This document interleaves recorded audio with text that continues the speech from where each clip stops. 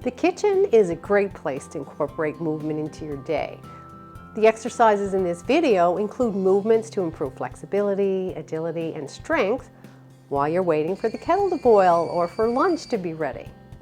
You can use each of them individually or combine them in your favorite routine. So just give them a try and have fun so you'll get it done. I'm going to show you some simple moves, active moves that you can use while you're hanging around in the kitchen. Let's start. I just got up from my desk and I have so much eye strain right now. So the first muscle we're going to use in the kitchen is the eye muscle. By looking off in the distance, it really helps to counteract the strain from looking closely at a screen. So don't forget to do that as soon as you go to your kitchen. So we're going to start with some really simple moves. Just by lifting the heels, we can actually get motion going. So you might want to do this for a minute or so. All of these movements are entirely up to you in terms of length. There are some obvious movements that we can do in any room, but if you're in the kitchen and taking a little break, here's a good time to even just walk in place. Another nice thing about the kitchen, even if it's a small galley kitchen, is you can actually move laterally. This is always a good thing to work in. And once again, as many times as you like, you can support yourself with your arms as well. So that's a good one. One of my very favorite things to do first thing in the morning while I'm waiting for my coffee or eggs to boil is to turn up the music and move. So I'm always dancing in my kitchen. I love it. So just turn up the music and do your own thing. I highly recommend it. So while you're drying the dishes, you can just add some simple leg movements just to get a little more circulation going. Same way with when you're washing dishes. If your hands are in the sink, for example, you can actually do some leg curls or just tap it out, just to add a little interest and fun to your morning routine. The beauty of working out in the kitchen or moving in the kitchen is that you have this countertop. Putting your hand on the countertop and the type of support it allows you will let you go through ranges of motion that you probably couldn't do standing on your own, no matter what fitness level you're at. So let's start by just doing some heel taps forward. We'll do some to the side and to the back. I don't have enough room. I'm just going to move a little bit forward. So let's do those again, but let's add movements with the arms to add a little more impact. So when the leg goes forward, we'll push the arm forward. When you go to the side, let's push it out to the side. And when you bring your foot back, obviously, the arm goes back. So here's a little mini leg challenge that you can do when you're in the kitchen. Leaning on the countertop again, we're going to walk out just a little bit, knees slightly bent. Don't forget to check your posture. And we're going to tap out to the side. But as we do, the leg that we're standing on, we're just going to let ourselves down a little bit so we can work this side. Okay, so here we go. So it's 1, 2, 3, 4. Same thing, bending the knee, but we're taking that leg back. Good. 1, 2, 3, 4. Let's try singles. That creates a different challenge altogether.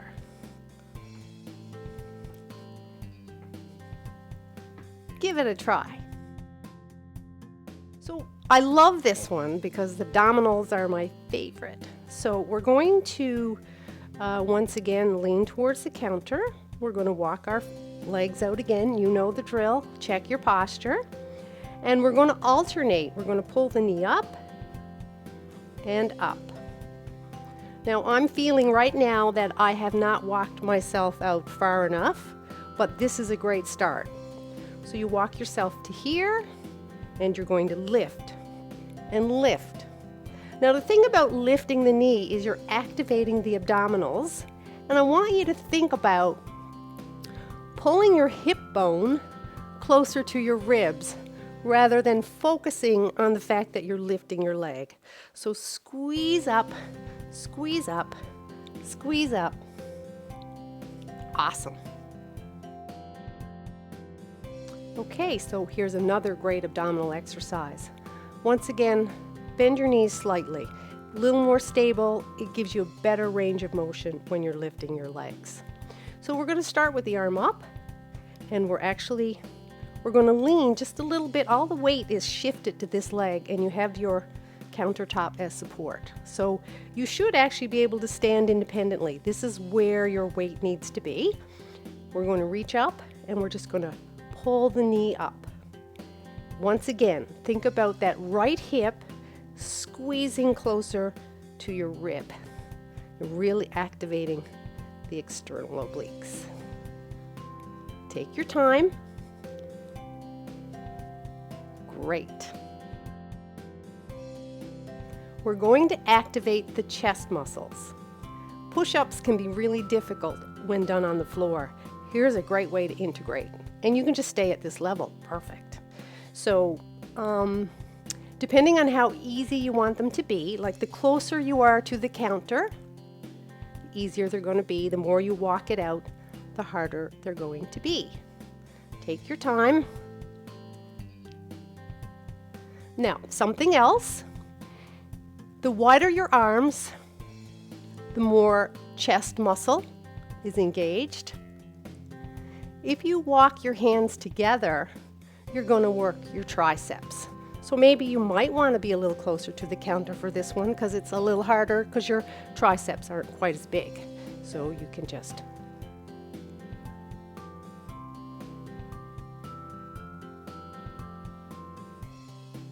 great. We're going to do a stretch for the front of the shoulders, and we're also going to use our back muscles to maintain that. So whenever you push down on the countertop through a range of motion, you are actually working your lat muscles in the back. So that's great. Now we'll keep the hands here, keep that pressure downward. We're going to walk it out. Try to keep your spine flat. Walk it out as far as you can. Leaning forward, feeling the stretch, and coming back up. Good one. So while we're working through the chest and shoulders, I just thought I would bring in some flexibility movement. Once again, your knees are slightly bent, holding on to your countertop. And we're just going to put the arm out and reach back, bring it all the way across, reach back, look behind, reach back, look behind. Now, once again, in this position, we're going to reach up. Now, what I love about the countertop is you can extend a little farther because you have that support. So it's reaching over, and we don't want to go laterally to the extreme left here. I'm going to go about 45 degrees here, so it's this kind of stretch. So you reach, and then of course you have to use your stabilizing core muscles to get you back. Great movement.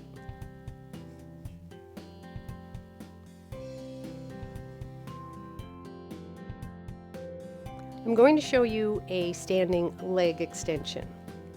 Just relax the knees, bring the knee up, and extend.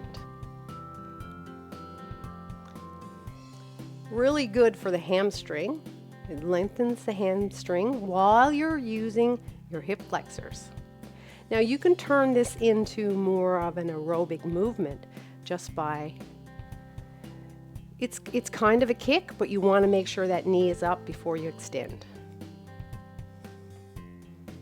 And you can add to that by bringing the arm up.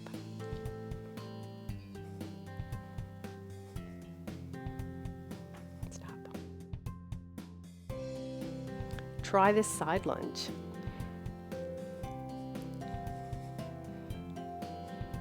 Couple of bonuses here. You have the support of the counter to get you back up, and you can get into that deep lunge with a little bit of rotation because you're reaching to the opposite knee. Once again, don't forget the other side.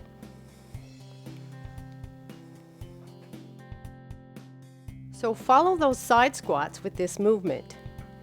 Again, knees are slightly bent.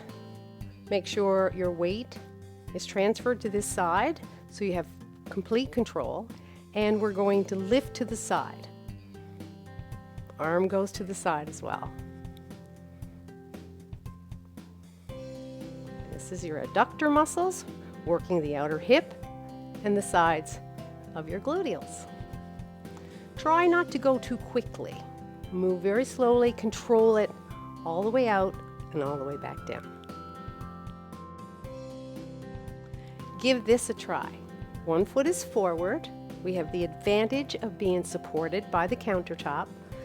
I don't think I could do this exercise standing on my own, but with this added support, it really lets me go into a nice deep stretch, and a great workout for this thigh. So let me explain what's happening. I'm going to reach forward. A couple things are happening. I'm stretching this leg beautifully, but this leg is bearing all the weight, and it's just that one leg, so it's going to be a more effective exercise. So we're going forward, back up, and if you do 10 of those or 20 of those, you're going to really feel it in these quads, and you're going to feel it in the glutes. Love it. Here's a nice little bit of cardio for you. Simple. You tap forward and you tap behind. Forward, behind. Forward, behind. Once you get the swing of it, nice light tap to the front, but I want you to put in a bigger lunge on the back. So it's tap front and lunge. You got your countertop to help you back up if need be.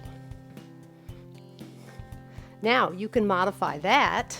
You can bring this back, bring the knee up, back, knee up, back. I love this one.